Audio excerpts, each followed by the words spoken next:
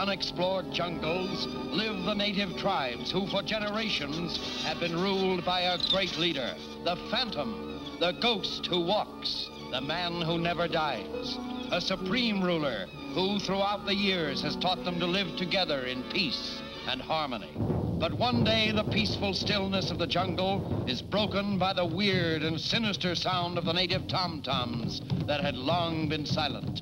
It is a message from the Phantom telling the leaders of all the tribes to gather together for an important meeting. And soon, at Tonga Village, the home of the Phantom, the chiefs, medicine men, high priests, and witch doctors begin to gather to await the appearance of their leader and counselor.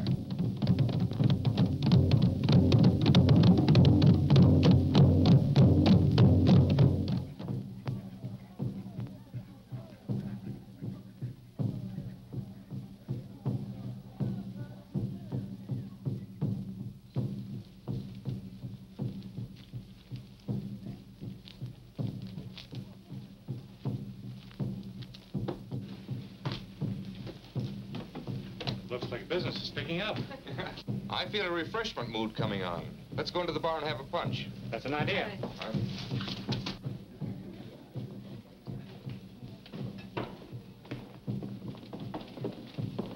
4 punches, please. Yes. Well, Professor Davidson, how do you like our strange country by this time? Very much indeed, what little I've seen of it. Have you any word yet from Mr. Smith? No, but I'm sure he'll be back today. I'll let you know as soon as he arrives. Tell me, do you know why they're beating those drums?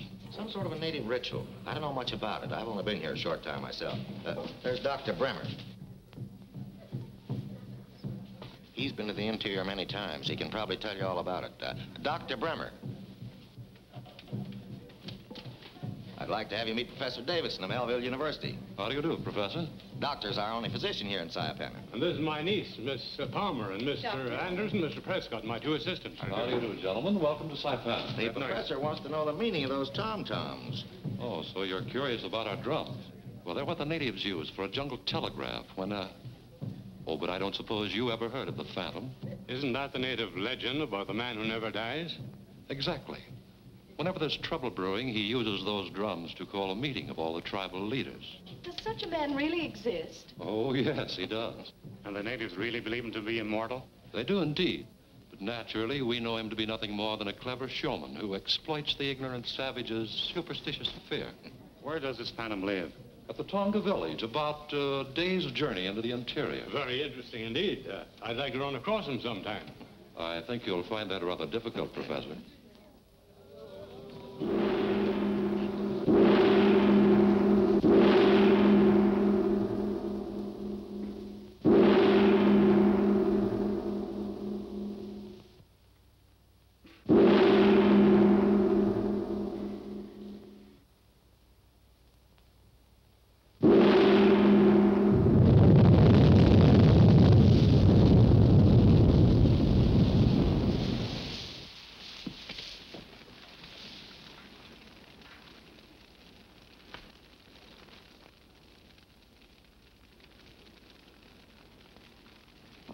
Chiefs, leaders, men of wisdom and knowledge, I have called you together because I fear there are forces that will menace your peace and happiness.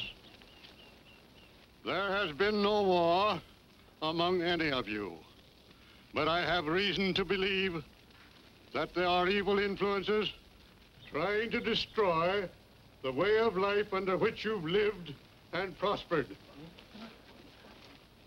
It has long been known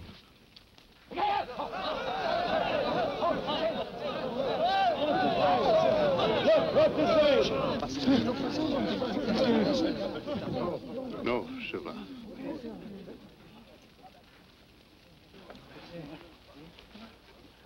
Leaders, stay here in Tonga until I return to tell you more.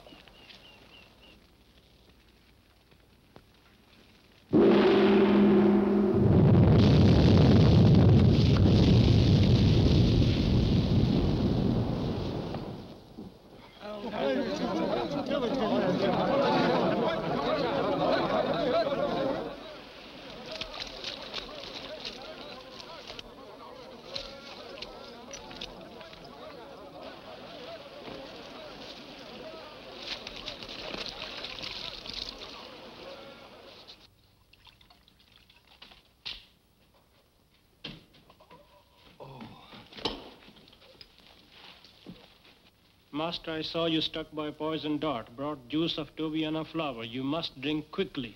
No, it's no use. It would only delay the action of the poison for a short time. Moko, go search for man who shoot poison dart. No, that's not important now. Pen and paper. I'm going to send a message to my son. Moko, I want you to take this note to Rusty at Cepena.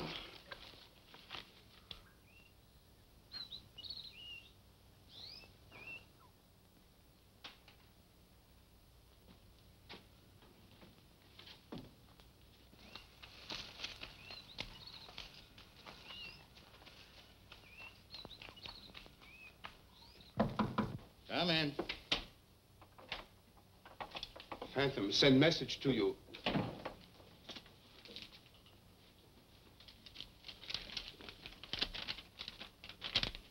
Cable my son at Melville University. Tell him to take a plane to Cepena at once.